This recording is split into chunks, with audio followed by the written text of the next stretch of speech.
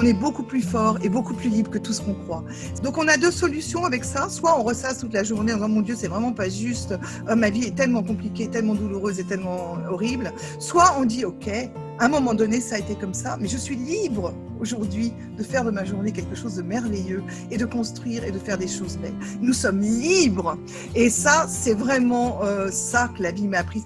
À la seconde où on devient adulte, on devient libre et c'est vraiment génial de s'emparer de cette liberté et d'en faire quelque chose. Hello moi-même, bonjour à tous, bonjour à toi auditeur. Stéphanie Frétac, je suis très heureuse de vous retrouver comme chaque semaine dans mes petites capsules pleines d'amour où mes invités viennent vous livrer quelques-uns de leurs secrets pour s'aimer plus et profiter pleinement de la vie. Cette semaine, j'ai la joie de recevoir Corinne Cosseron. Bonjour Corinne. Bonjour Stéphanie, bonjour les auditeurs. Corinne, tu présides l'Institut des sciences du bonheur, dont l'École internationale du rire, l'École des méditations et le Centre d'application de psychologie positive font partie. Tu es auteur de pas mal d'ouvrages de référence, un certain nombre, hein, ça commence à faire beaucoup là. Tu es consultante en entreprise, conférencière, formatrice. Et en 2002, tu as créé la rigologie. Est-ce que tu peux nous dire, elle vient d'où cette idée ? Eh bien, elle vient d'un grand saut dans le vide que j'ai effectué quand j'ai eu 40 ans, où j'ai embarqué mari et enfant. On a quitté Paris, on est parti vivre au bord de la mer parce que je fantasmais de vivre au bord de la mer et que je me disais, je ne vais pas attendre d'être à la retraite pour vivre mes rêves. Et cette idée du coup de vivre ses rêves est venue en moi en me disant, mais pourquoi finalement on ne vit pas nos rêves, pourquoi on ne se laisse pas aller à vivre ce qu'on a envie de vivre. Et ça a été un départ de Paris vers la mer qui a été en même temps une espèce de quête du bonheur, entre guillemets, mais le bonheur c'est très vague, mais qui était une quête de sens. Qu'est-ce qui pour moi est important et qu'est-ce que j'ai envie de vivre. Et j'ai vraiment fait un saut dans le vide, c'est-à-dire que j'ai lâché tout ce que j'avais, on a lâché notre maison, on avait une belle maison à Paris, enfin au bord de Paris, ce qui est rare. Mon mari est avocat, il l'est toujours, moi j'étais journaliste, je ne le suis plus, et on a arraché nos enfants à notre vie de famille, à notre vie de tout, et on est parti dans le vide en sachant absolument pas dans quoi on allait arriver. D'abord, je remercie mon mari de m'avoir fait confiance là-dedans, parce que tous les maris ne suivent pas ce genre de fantasme, mais c'était vraiment ce saut dans le vide et cette capacité à lâcher prise qui m'a permis du coup comme un chat, de retomber sur mes pattes et finalement de trouver le bon chemin pour moi. Et la première rencontre que j'ai faite au fin fond de la plage de Frontignan dans le sud de la France, curieusement, a été une rencontre en ligne, enfin par la télévision au départ, avec un médecin indien, le docteur Madan Kataria, qui s'était rendu compte que ses patients joyeux guérissaient mieux que les sinistres et qui avait décidé de créer une discipline pour les aider à rire davantage. Et cette discipline, comme il est indien, c'était un yoga, et il a donc inventé le yoga du rire. Et pour moi, ça a été stupéfiant, ça. Parce que je suis fille de médecin, j'ai grandi dans un milieu qui était strict et intellectuel et scientifique, et qu'on puisse faire 10, 12, 14 années d'études de médecine pour finalement fermer son cabinet et créer un club de rire en se disant ce que je peux faire de plus important pour les gens, c'est de les aider à se reconnecter à leur rire. C'était spectaculaire. J'étais très étonnée de ça. Et puis, j'étais surtout totalement stupéfaite qu'il y ait des gens qui ne rient plus. Parce que moi, je suis une joyeuse, mariée à un homme joyeux et qui a beaucoup d'humour, et on rit tout le temps. Et donc, il y avait des gens qui ne riaient plus, ce que je trouvais incroyable. Et en plus, ils en tombaient malades. Et là, tout à coup, dans ce moment de quête de sens, je me suis dit, au moins, je pourrais déjà me rendre utile. Ça, je devrais savoir faire rire les gens avec une technique. Ça devrait être quelque chose qui pourrait être utile. Et comme je ne savais pas du tout vers quoi j'allais aller, j'ai créé un club de rire sur la plage de Frontignan où je ne connaissais personne, puisqu'on est parti vivre à un endroit où on ne connaissait personne. Et la suite a été que la première année, 500 personnes sont venues rire de toute la France, pas que de Frontignan, en disant on est en manque de rire. On était en 2000, 2001, hein, quelque chose comme ça. Et on est en manque de rire, on est déshydraté de rire, on a besoin de rire, et ça a été le début de l'aventure. Voilà, ça a été le tout petit premier pas. Mais en fait, ce qui a été surprenant, c'est que même dans ce club de rire où les gens venaient pour rire, certains d'entre eux n'y arrivaient pas. Et ça, alors là, pour moi, c'était encore plus spectaculaire parce qu'un club de rire, c'est fait d'un groupe de gens qui rient et le rire, c'est contagieux. Et quand nous, si on se met à rire toutes les deux, tout le monde va rire là devant l'écran. C'est contagieux le rire. On est vraiment, l'humain est fait pour rire avec les autres. Et donc, à l'intérieur même du club de rire, ces gens qui étaient volontaires pour venir retrouver leur rire, certains d'entre eux n'arrivaient pas à rire. Et ça a été vraiment encore plus stupéfiant pour moi. Il se trouve que dans mes formations, j'en ai fait beaucoup parce que je me suis vraiment cherchée avant de trouver que ma vocation, c'était de créer la première école de rire au monde. J'ai eu une formation longue à l'université en psychologie et j'ai suivi aussi, j'ai vécu une psychanalyse pendant 10 ans à raison de 3 séances par semaine. Donc cet aspect psychologique des choses, du pourquoi les gens ne rient pas, était très intéressant pour moi. Et je me suis rendu compte, en les étudiant de près, en les questionnant, en les suivant pendant une année entière, que finalement, quand quelqu'un n'arrivait plus à rire, c'est qu'il avait du mal avec une ou plusieurs de ses autres émotions. Ça pouvait être quelqu'un qui avait vécu un deuil, mais qui n'avait pas osé pleurer devant ses enfants et qui du coup avait gardé toutes ses larmes à l'intérieur. Donc forcément, tout était bloqué à l'intérieur et le rire ne pouvait pas sortir tant que les larmes ne se seraient pas autorisées à sortir. Il y en a d'autres pour lesquels c'était la colère, la frustration, l'envie ou le fait de ne pas être dans le bon chemin dans sa vie. Mais en tout cas, il y avait toujours quelque chose d'autre de bloqué. Et c'est là que ça m'a interpellée et que je me suis dit, il y a peut-être d'autres techniques que le yoga du rire. Déjà, le yoga du rire m'avait sidérée, mais je me suis dit, est-ce qu'il y a d'autres gens que ce médecin indien qui se sont dit que c'était important la rigolade et qu'il fallait en faire des techniques et remettre ça dans notre vie. Et à ma grande surprise, il y en avait plein. Et donc, c'est là que j'ai entrepris un tour du monde des techniques de la joie de vivre, c'est-à-dire parfois en allant à l'étranger, parfois en me formant en France avec des gens qui venaient de l'étranger, parfois en allant vraiment un peu partout. C'était un tour du monde, en fait, à la fois physique, mais aussi spirituel, intellectuel, moral, technique. Et j'ai plongé dans des techniques du monde entier. La sophrologie ludique, par exemple, a été mise au point par Claudia Sanchez et Ricardo Lopez, qui sont d'Amérique du Sud. Toutes les techniques de méditation sont venues d'Asie. J'ai appris des choses avec les rythmes qui venaient d'Afrique, du clown qui venait de tous les coins d'Europe. Enfin, comme ça, petit à petit, je me suis emplie de plein de techniques. Et je testais tout sur ma plage de Frontignan. À chaque fois que je revenais d'un voyage ou d'une formation, je testais. Il y avait des choses qui marchaient, il y a des trucs que j'ai gardés, puis il y a des trucs que j'ai enlevés.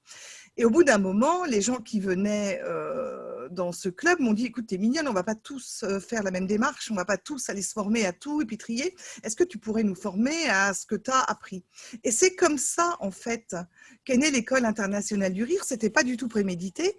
Et là-dessus, je me suis dit, mais il faut que je trouve un nom pour cette discipline qui n'est plus du yoga du rire, puisqu'elle est pleine d'autres choses. Et je me suis tournée vers un médecin français, qui s'appelle le docteur Henri Rubinstein, qui est neurologue et qui se trouve avoir été le premier à écrire un pavé sur les bienfaits du rire pour la santé en 1980, donc maintenant plus de 40 ans, qui s'appelle la psychosomatique du rire. Et il a accepté de devenir le parrain de l'école. Et ensemble, nous avons choisi un mot qui fasse penser qu'on allait se reconnecter au rire, mais avec différentes techniques. Ce serait la science du rire et c'est devenu la rigologie. Voilà comment la rigologie est née, en fait. Merci Corinne. Nous, on s'est rencontrés en 2011 quand j'ai commencé ma formation de Rig 1, justement. J'ai embarqué dans la rigologie, moi aussi, ça m'a vraiment intéressée. Moi, j'ai commencé la rigologie en 2007 dans le club de Vincennes avec Martine Mechberg. Et puis, au bout d'un moment, j'en ai eu assez en fait, de traverser tout Paris. Je me suis dit, autant aussi faire mon club de mon côté, ça serait pas mal aussi. Et donc, j'ai commencé ma formation en 2011 jusqu'à 2015 où j'ai eu la chance et le privilège d'être nommée rigologue expert après donc 4 années d'études. Et durant tout ce temps, au fil des rencontres, des échanges, je pense qu'il y a une belle amitié qui s'est créée entre nous. Et je te remercie infiniment, Corinne. Je profite de ce moment-là pour te remercier pour la qualité des personnes que tu as su dénicher et rassembler, fédérer autour de toi. Dans les nombreux événements que tu prépares, il y a le rassemblement international des rieurs, le Festi-Bonheur, les rencontres zygomatiques, le symposium de l'Institut des sciences du bonheur. Ça en fait des événements quasiment tous les ans. C'est énorme tout ça. Tu as une capacité à rassembler et à organiser des choses qui est hallucinante. Et puis, je te remercie parce que pendant ces événements, j'ai rencontré des gens qui sont devenus de vrais amis. Et même plus que des amis, j'ai rencontré des frères et des sœurs de cœur qui ont vraiment un impact dans ma vie très important. Voilà, merci beaucoup pour offrir au monde ton talent de fédérer tous les amoureux de la joie de vivre. Et puis, merci pour la qualité de cette formation qui a vraiment changé ma vie. Merci, Corinne. Je suis touchée. Merci beaucoup, Stéphanie. Tu m'as énormément apporté aussi par la profondeur avec laquelle tu es entrée dans cette formation. Alors que moi, j'étais assez impressionnée en 2011. Tu dis que tu es venue. C'est le moment où j'ai créé l'école des méditations et je me sentais très débutante avec cette école de méditation. Tu avais plus de pratique que moi. Tu m'as fait l'honneur de la rejoindre avec des gens merveilleux comme Marie Mandy, Corinne Gaudio, des tas de gens qui ont des pratiques différentes de la méditation. Et la méditation que je pratiquais à part de la rigologie, maintenant, enfin, je me suis mise à assumer ça. Enfin, je veux dire qu'en 2000, en 2010, c'était tout à fait les débuts de l'introduction de la méditation en France et en Occident. Et presque, il fallait se cacher quand on méditait. Et maintenant, depuis cette année d'ailleurs, je demande aux gens qui veulent se former en rigologie de suivre un week-end de 2 jours d'initiation ludique à la méditation parce que ça me semble vraiment indispensable dans mon parcours, dans cette manière dont je parlais, donc du fait d'accueillir toutes nos émotions, de les accepter dans tout ce travail-là. Qu'est-ce qui peut le mieux nous aider si ce n'est la méditation de pleine présence, de pleine conscience pour ressentir ce qui est là dans l'instant présent et l'accueillir, et tout est là, quoi. Et donc merci parce que le fait que toi qui méditais davantage que moi avec une méditation beaucoup plus stricte que peut-être que celle que je pratiquais à l'époque, tu aies pu venir à la rigologie, m'a permis aussi de faire ce lien avec plus de sérénité. Donc toi aussi tu es importante pour moi et pour la rigologie. Merci, Corinne. Corinne, pour ceux qui ne te connaissent pas du tout, est-ce que tu peux nous dire qui tu es? Je suis une fille de bourgeois parisien qui a grandi dans le 16e, dans une famille rigoureuse où il fallait que les choses soient très carrées et très sérieuses, et où j'étais supposée me marier dans le quartier et faire HEC ou médecine ou devenir architecte. Voilà. Donc je suis le canard boiteux de ma famille. Je suis la honte de la famille. Ça m'a permis quand même de rentrer dans cet univers du développement personnel avec une obligation de rectitude, de droiture et de justesse et de vérification des sources. Tu parles des gens qui m'entourent et j'ai énormément de chance. En effet, j'ai écrit près d'une dizaine de bouquins et tous ont été préfacés par des médecins. J'ai besoin de cette caution. J'ai besoin de ne pas m'envoler trop loin. Alors, je m'envole, ça c'est très facile. Je suis Gémeaux, ascendant Gémeaux, je suis perchée au lustre à longueur de journée. Mais le fait d'avoir cette famille derrière m'a peut-être réancrée dans le sol et j'ai une espèce d'obligation de rigueur, voilà. Et c'était très compliqué. Je veux dire que les 10 premières années où j'ai créé l'école, à chaque fois que j'avais des interviews avec la presse, la moitié de l'interview, c'était de montrer qu'on n'était pas des clowns au sens, pas au sens professionnel, les clowns sont merveilleux, mais au sens caricatural des choses, et que ce qu'on faisait était sérieux et s'ancrait sur des choses qui fonctionnent et qui sont maintenant, d'ailleurs, prouvé scientifiquement, ce qui n'était pas le cas quand j'ai démarré. C'était totalement empirique quand j'ai démarré, mais la rigueur de l'école, c'était de faire des feedbacks à la fin de chaque séance et d'écouter les gens et d'écouter leurs ressentis, de voir si oui ou non ça marchait. Alors, on disait pour rigoler que les outils de la rigologie sont drôles, et c'était l'acronyme de drôle, rigoureux, je crois. Tu vas savoir mieux que moi, tu es experte. Original, ludique, efficace. Ça, c'était très important et simple. Je voulais pas être allumée pour être allumée. M'intéresse des outils ludiques s'ils vont faire du bien concrètement aux gens. Voilà. Donc, qui je suis. À part ça, j'ai fait énormément d'études différentes. J'ai une collection de bac plus 3 ou 4. J'ai commencé par médecine pendant un quart d'heure. Le temps de me dire non, ça c'est pas du tout pour moi. J'avais 17 ans et ça a été vraiment une prise de conscience que, surtout la première année de médecine, qui avait carrément rien à voir avec la médecine, que je ne voulais pas ça. Donc, je suis partie à la Sorbonne faire mes humanités. Donc, j'ai fait des lettres. Ensuite, je suis devenue réalisatrice de films. J'ai fait l'ESRA, réalisatrice de films et productrice. Puis, j'ai fait l'école du Louvre parce que je voulais faire, avoir une formation d'art. Et puis, j'ai fait l'école de journaliste du CPJ, qui est rue du Louvre aussi, d'ailleurs. J'en sortais plus. Donc, j'ai une formation de journaliste. Et puis, là-dessus, je me suis dit, non, mais je m'égare complètement. Finalement, quand je voulais être médecin, il y avait quand même quelque chose de l'ordre de soigner les gens qui était très important pour moi. Donc, j'ai fait des études de psychologie à ce moment-là. Et puis, donc, j'ai fait un cursus complet de psychologie à la fac. Et à la fin, je m'en suis pas servie parce que je trouvais ça trop triste d'écouter des gens qui allaient mal toute la journée. Et puis, au moment où j'ai créé l'école du rire, quelques années après, la psychologie positive a été créée aux États-Unis. Donc, je suis partie aux États-Unis faire toutes les formations de psychologie positive que je trouvais, soit sur place, soit en ligne. Et là, entre ce que je faisais en rigologie et la psychologie positive, j'ai enfin réussi à trouver à peu près mon équilibre. Aujourd'hui, ce que je suis, c'est quelqu'un qui assume enfin quelque chose que je n'ai pas assumé pendant les premières années de l'école du rire, de dire que nos outils sont thérapeutiques. Et qu'on peut utiliser tout ce qu'on fait en rigologie pour aider les gens à aller mieux, à la fois en préventif mais en curatif aussi. Et ce que je suis en train de mettre au point maintenant, alors que je sors de 6 mois de Covid longue où j'ai cru que j'allais laisser ma peau, et j'ai utilisé tous ces outils et c'est ça qui m'a permis de m'en sortir finalement plus rapidement que les gens qui sont dans les groupes que j'ai entre autres contribué à créer sur les réseaux avec des gens qui sont malades depuis des mois de la Covid. J'ai guéri plutôt mieux et plus vite grâce à ces outils, j'en suis persuadée. Et donc là, c'est comme si la boucle était bouclée puisque je vais mettre en place un programme Guérir, G-A-I-R-I-R-E, qui va être donc du soin avec tous ces outils et ces techniques de la joie de vivre et qui sont fondamentaux et qui font toute la différence. Merci Corinne. Moi aussi, la rigologie a été vraiment une source d'aide et de soutien pour traverser des grosses étapes dans ma vie. J'ai traversé 7 fausses couches et je crois que si j'avais pas eu la rigologie, j'aurais pas, clairement, j'aurais abandonné avant et je m'en serais jamais remise comme ça. Ça m'a vraiment permis de traverser toutes les émotions, toutes les épreuves que voilà, que ça implique. La rigologie a été vraiment un soutien énorme pour moi. Merci Ça Corinne. me touche que tu dises ça et je suis heureuse, c'est sa fonction.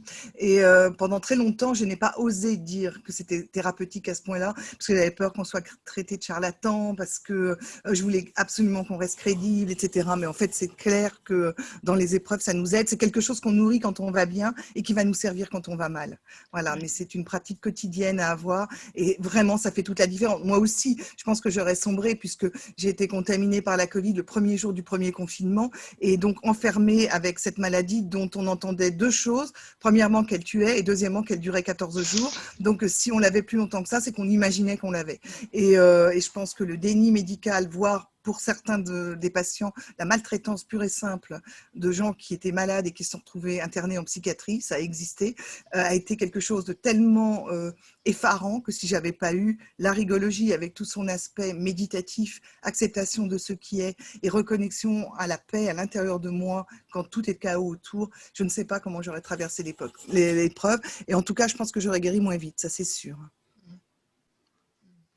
Merci Corinne, pour revenir à un plus global dans ton existence, quelles ont été les 3 grandes fiertés de ta vie? C'est une question très intime en fait. Je crois que ma première fierté a été d'être capable de quitter mon milieu bourgeois du 16e arrondissement de Paris où il n'était pas question de sortir de ça. Et tout le carcan dans lequel j'explosais à l'intérieur. Par exemple, c'est très amusant quand on parle des émotions, souvent il y a des émotions qui sont interdites dans les familles. Alors, les garçons n'ont pas le droit de pleurer, je suis assez caricaturale, les filles n'ont pas le droit de se mettre en colère. Dans ma famille à moi, on n'avait pas le droit de rire. M'étonne que tu as fait ce métier-là. C'était pas distingué. Une jeune fille de bonne famille ne rit pas à gorge déployée en public. Ça n'est pas possible. Ça m'a tellement énervée que j'ai créé non seulement l'école internationale du rire, mais c'était la première au monde. Mais je dois dire que je n'étais capable de ça qu'après la mort de ma mère. Je pense que ma mère vivante, j'aurais pas osé le faire, ça aurait été impossible, quoi. Donc ma première fierté, ça a été d'être capable de quitter ce milieu et ce carcan et cette éducation rigide que j'avais eue, et de me dire j'ai le droit de vivre autre chose. Et partir vivre à Frontignan pour quelqu'un qui était né au pied de la Tour Eiffel, il n'y avait rien de plus, je suis désolée pour les Frontignanais que j'adore puisque je suis là depuis 20 ans, mais pour eux il n'y avait rien de plus tarte et de plus incompréhensible. Comment on pouvait aller vivre à Frontignan quand on a grandi avenue Kléber, quoi. Ça a été, c'est une fierté d'avoir été capable de le faire, parce que ça veut dire que j'étais capable d'écouter mon cœur, et avec toutes les contradictions qu'il peut y avoir autour, et de dépasser ça. Donc ça, c'est une très grande fierté. La deuxième, ce serait quoi? Eh ben, c'est la suite de ça, c'est-à-dire que après, alors que j'avais démarré par des études de médecine, puis des études de lettres, puis plein de diplômes qui étaient ronflants, ça a été de dire, ben moi, je suis rigologue. Ça aussi, ça a été, pour moi, ce qui est important, c'est de remettre de la joie de vivre dans la vie des gens, c'est de les aider à comprendre comment ils fonctionnent, à accepter leurs émotions, à s'en libérer, et c'est important aussi, et c'est ma manière à moi de soigner les gens et de mettre ma petite contribution dans la société. Et il a fallu que je passe tous ces diplômes et que je fasse toutes ces études avant pour avoir le droit de les lâcher toutes, finalement, et de créer ma discipline toute modeste dans mon coin, qui n'est pas reconnue universitairement, qui sera peut-être un jour d'ailleurs, j'en sais rien, mais en tout cas après moi, pas de mon vivant. C'est aussi une fierté. C'est-à-dire que là, c'était plus à pas de lâcher localement ma naissance, c'était de lâcher ce qui est bien ou mal au niveau des études et ce qui rend crédible ou pas. Le fait que je n'ai pas un titre de médecin en ayant créé la rigologie minimise la rigologie, et c'est difficile à vivre. Mais bon, je pense que donc c'était de continuer à croire en ça, quoi, de le faire. Et du coup, ta troisième fierté, c'est quoi? C'est celle de tout le monde, c'est d'être une maman.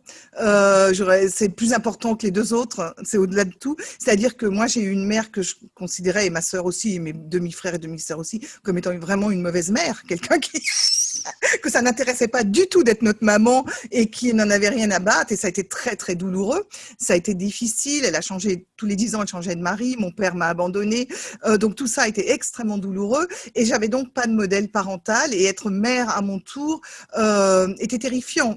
Tu parlais de tes fausses couches, j'en ai moi-même fait 6, et j'ai fini par être enceinte le jour où j'ai obtenu l'autorisation d'adopter un enfant. C'est-à-dire que l'autorisation est arrivée par téléphone avant d'arriver par courrier, et le soir, j'étais enceinte d'un enfant qui a été vivant. Donc voilà, il fallait qu'on m'autorise.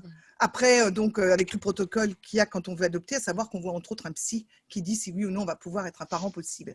Donc il a fallu que quelqu'un d'estampillé dise oui, cette femme peut être mère pour que je sois enceinte et que je garde mon enfant. Donc j'en ai 2 que j'adore, et je suis très fière de leur avoir choisi le père qu'ils ont. Ce sont 2 garçons que j'ai, parce qu'ils ont un père extraordinaire, et je suis très fière aussi, contrairement à tous les modèles familiaux que j'avais autour de moi, d'être toujours en amour, et même de plus en plus chaque jour de cet homme qui est mon âme sœur et avec lequel je vis depuis 33 ans maintenant, et chaque jour c'est merveilleux, même sortir, emmener le sac poubelle à la poubelle avec lui, c'est merveilleux, je ne veux pas en perdre une miette, je suis toujours heureuse et complètement émoustillée devant lui, il me stimule toujours autant, et c'est un miracle, et c'est une très grande fierté pour moi, parce que je pensais pas que j'étais capable de ça, quoi. Je pensais, j'avais pas le modèle, je savais pas faire, c'est difficile, et j'ai pardonné tout à mes parents, parce que une fois qu'on est parent soi-même, on sait qu'on ne sait pas, quoi. On sait que personne nous apprend à faire, et on sait que de toute façon, quoi qu'on fasse, on va se planter. Les miens ont quand même aussi des reproches que j'ai pas vu venir, alors que j'ai mis tout mon cœur à essayer d'être une maman de rêve, mais on manque d'imagination pour être parent. C'est-à-dire que soit on fait rigoureusement comme les nôtres, soit on fait tout aussi rigoureusement le contraire. Mais on manque d'imagination pour avoir des petits pas de côté et améliorer, garder certains trucs qu'ils ont fait qui n'étaient pas si mal, et modifier et faire notre truc à nos... On sait que quand c'est fini, quoi. Quand ils sont barrés et qu'ils disent « Ah non, ça, j'ai pas du tout aimé. » C'est compliqué, c'est Faire vachement dur. recommencer bon, avec les Ben petits-enfants. voilà, Voilà, c'est il ça. faudrait que les petits-enfants pour recommencer. C'est ça. C'est pour ça que ça doit être vachement mieux d'être grand-mère. Moi, j'ai hâte de l'être parce que bah, déjà, il n'y a pas de même enjeu. Et puis en plus, on a appris plein de trucs, quoi. C'est sympa. On est là que pour la rigolade. Ça va me plaire, ça. Il va falloir que j'adopte des petits-enfants. D'ailleurs, dans notre société, beaucoup d'entre nous ont du mal à s'aimer, à la fois dans le côté humain à parfait et puis en essence un peu divin. Où est-ce que tu en es, toi, sur ce chemin d'amour-propre? Alors, l'amour, pour moi, ça a été très, très compliqué. C'est-à-dire que, bah, justement, je ne me sentais pas aimée par cette mère qui ne voulait pas d'enfants. Mon père était parti, mon beau-père aimait ma mère, mais il se foutait des enfants aussi. Donc, je me sentais pas assez aimée, ça c'est clair. Et je me sentais tellement pas aimée que donc j'avais des histoires d'amour qui étaient toutes effrayantes, puisque j'étais tellement en manque d'amour que mes pauvres petits copains devaient me donner de l'amour de la part d'un petit copain, plus une père, plus une mère, plus une grand-mère, plus voilà, c'était donc ils étouffaient les pauvres. Hein. J'étais vraiment complètement tentaculaire, donc ils se barraient en courant ou je me barrais en courant avant qu'ils se barrent. Et je suis arrivée comme ça à l'âge adulte, à l'âge de 28 ans en me disant bah, je ne sais pas aimer, je n'arrive pas à aimer, je n'arrive pas à mettre de l'amour dans ma vie. Et dans ce cas-là, sans amour, je n'ai pas envie de vivre. C'est-à-dire que non seulement je ne m'aimais pas moi, mais je n'aimais plus la vie. Et j'ai vraiment pris le temps de décider en pleine conscience de mettre fin à mes jours. Je voulais vraiment que ça soit parfait et que ça marche. Donc, j'avais pris des ordonnances de ma mère pour avoir des médicaments. J'avais acheté le guide du suicide, mode d'emploi. J'avais tout fait bien. Je suis partie sous un faux nom dans un endroit. Et en effet, bah, je suis morte. Je suis morte à 28 ans.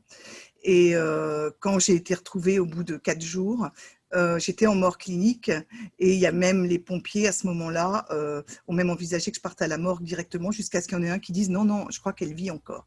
Donc j'ai été ramenée à la vie vraiment par un interne en médecine qui était aux urgences ce jour-là et qui avait décidé de devenir anesthésiste et qui s'est vraiment battu pendant 48 heures.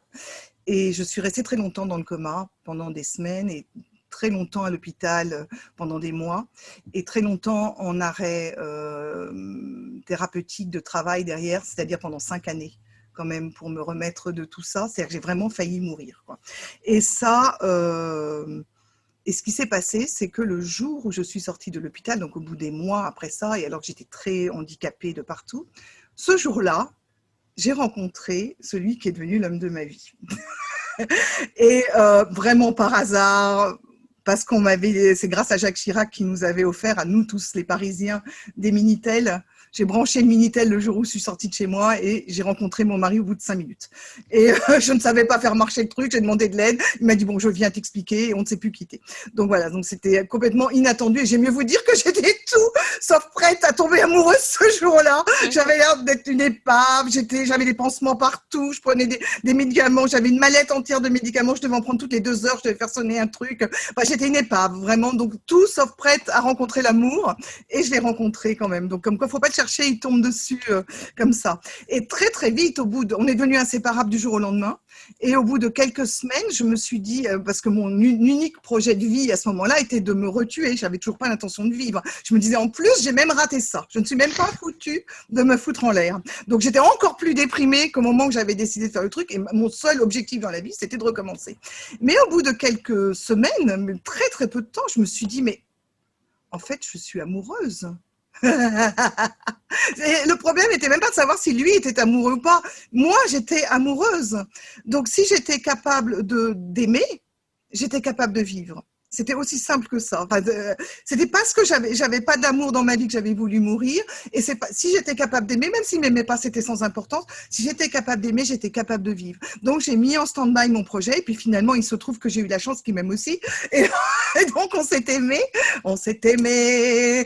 Et du coup, j'ai décidé de vivre au moins le temps où je serai avec lui. Et ça fait 33 ans que ça dure. Et on a eu 2 enfants entre temps qu'on aime aussi.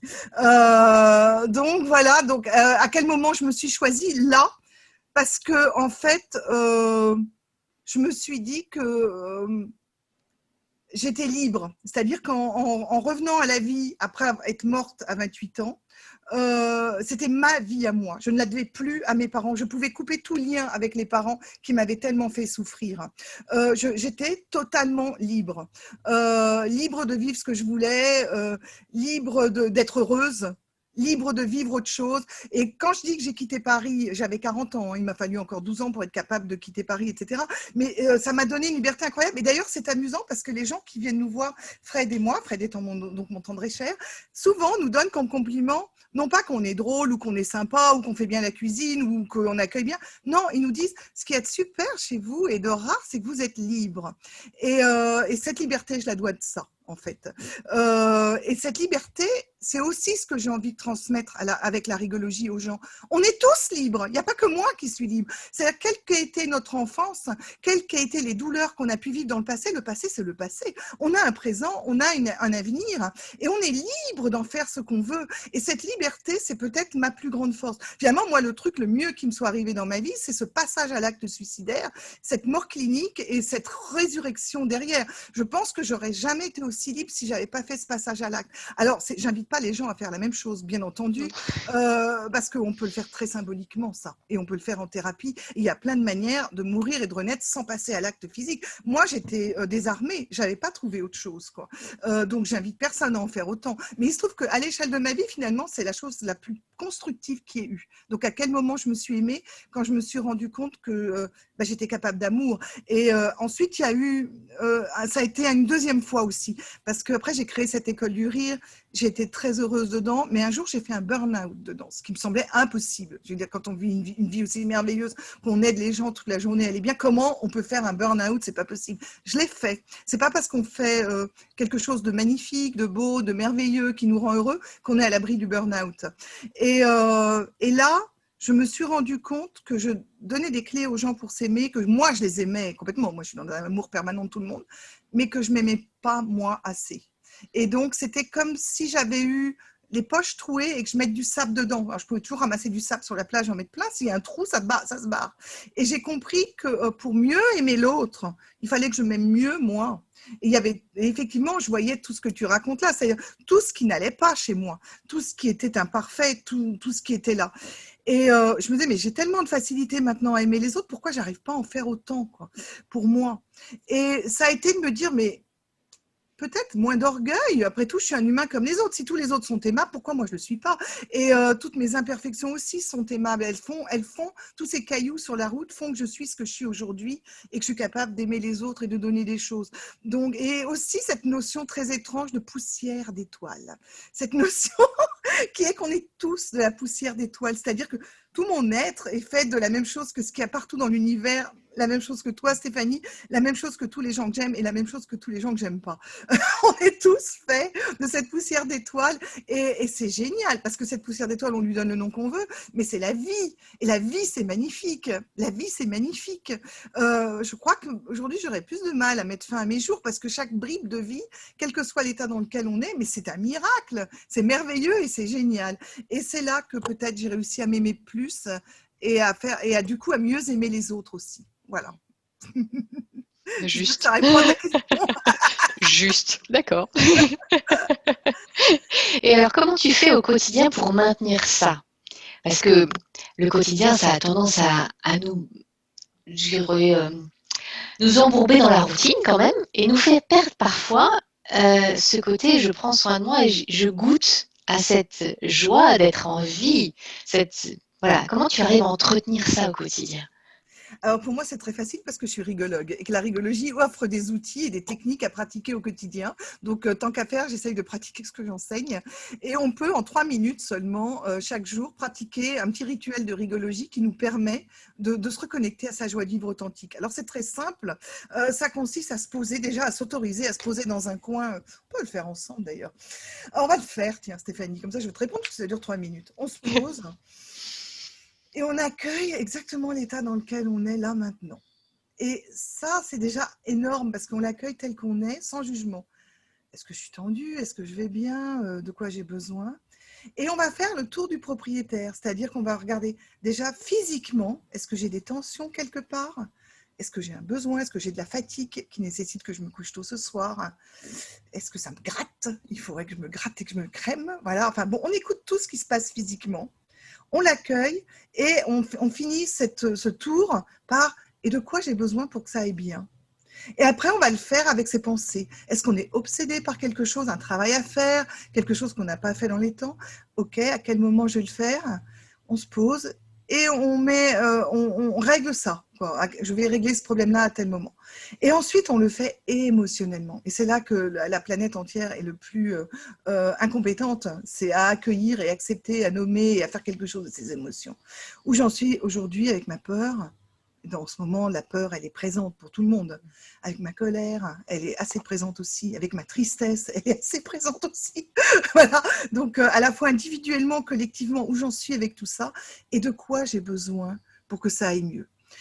Et une fois qu'on a fait ce petit tour qui, quand on le fait tous les jours, prend mais 1 minute, ça prend 1 minute, quoi. On se pose, pouf, où j'en suis physiquement, mentalement, émotionnellement, et de quoi j'ai besoin pour que ça aille mieux, on fait ce qu'il faut pour que ça aille mieux. Donc en rigologie, on apprend des kilos d'exercices pour évacuer en 1 ou 2 minutes notre tristesse, notre colère, notre peur, notre frustration. On apprend à être intelligent émotionnellement, c'est-à-dire à être capable de nommer avec précision les émotions qu'on ressent. Plus on est capable d'être précis, plus on va pouvoir faire l'exercice qui est approprié, ne pas se tromper. Moi, je me suis trompée pendant des années. J'ai essayé d'évacuer une colère qui était tout le temps là, avant que je me rende compte qu'en fait, cette colère n'était pas de la colère, mais elle masquait une peur. Donc, si je faisais des exercices pour évacuer la colère alors que j'étais dans la peur, bah, ça pouvait durer éternellement comme ça. J'étais dans une grande peur, mais dans ma famille, ça n'existait pas d'avoir peur. C'était vraiment une émotion bannie aussi, celle-là. On était courageux, on était surpuissants. Et en fait, moi, j'avais très peur de plein de choses. Donc, quand j'ai évacué cette peur, en 1 journée, ça a été réglé, mon problème de colère, qui masquait cette peur, parce que la colère, j'avais le droit. C'était viril. On avait le droit d'être en colère. On n'avait pas le droit d'avoir peur. Dans ma famille, dans votre famille, c'est sûrement peut-être différent.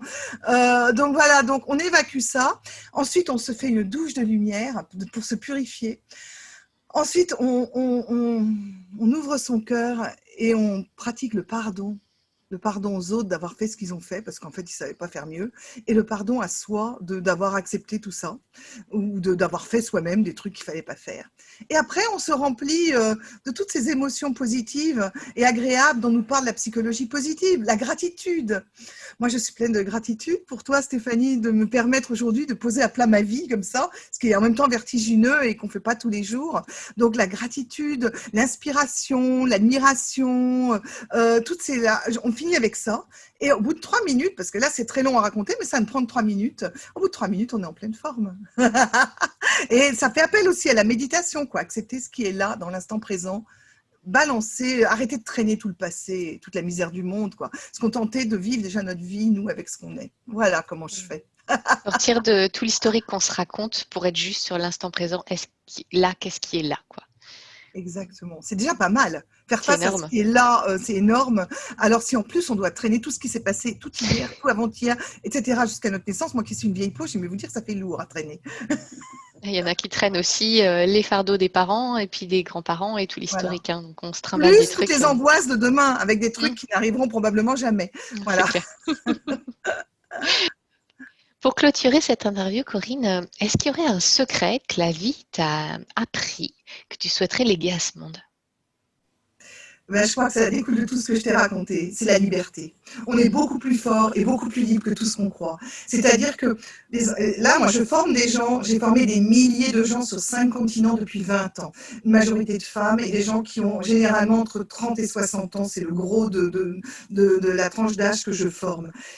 Et quand on fait des tours de parole pour connaître pourquoi vous venez là, quelle est votre histoire, il n'y en a pas un qui n'ait pas souffert. Absolument tout le monde a souffert. Tout le monde, à un moment donné, a été déçu par le comportement de quelqu'un avec soi ou par le comportement qu'il a eu soi-même, que ce soit les parents, les frères, les sœurs et les conjoints. Et les enfants aussi. Donc tout le monde a souffert.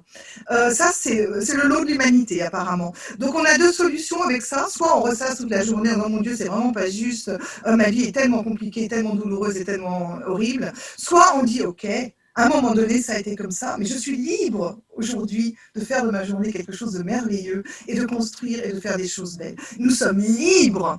Et ça, c'est vraiment ça que la vie m'a appris. Et surtout de me dire, bon sang, mais la vie d'enfant, ça dure 15, 20 ans grand maximum.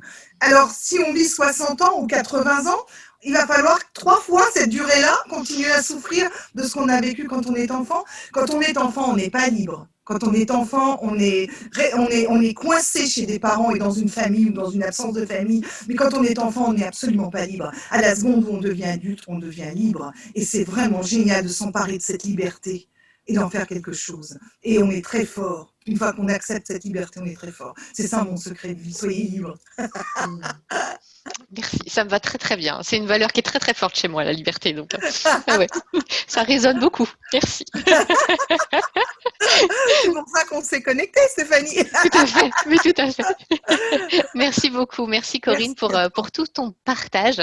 J'espère sincèrement, toi, auditeur qui écoute toutes ces clés, que tu profites de toutes ces pépites que Corinne vient de nous livrer parce que franchement, c'est de la bombe, hein, franchement. Hein, voilà, quand même, hein, t'as de quoi faire, t'as de quoi réécouter même pour intégrer tout ça. Corinne, je te souhaite une très belle continuation dans tous tes projets. Où est-ce qu'on peut te retrouver actuellement? Alors, 2 sites, écoledurire.com, qui est tout neuf, qu'on est en train de refaire, écoledurire.com, et écoledesméditations.com aussi, écoledesméditations.com, voilà. Méditation où tu interviens, et rigologie dont tu es. Voilà, École du Rire, École des Méditations, merci. Merci. Sous cette vidéo, vous allez retrouver les liens pour pouvoir vous reconnecter à Corinne. Cher auditeur, écoute ton cœur, écoute ta boussole de joie, vis ta liberté. Si tu te vois en train de ressasser ton historique et ton passif, tu as juste à observer que tu es en train de le faire et tu laisses. Ok, pas de culpabilité, hein, d'accord? Si tu as besoin d'aide, il y a du monde pour t'aider, largement. Hein, il y a de quoi faire en thérapeute, il y a ce qu'il faut. Profite, profite, connecte-toi à ta joie, à ta joie de vivre. Et moi, je te retrouve la semaine prochaine pour une nouvelle vidéo encore plus inspirante. Enfin, toujours plus inspirante. Pourquoi encore plus? N'importe quoi. Toujours plus inspirante. Corinne, je t'aime, je t'embrasse. À très, très bientôt.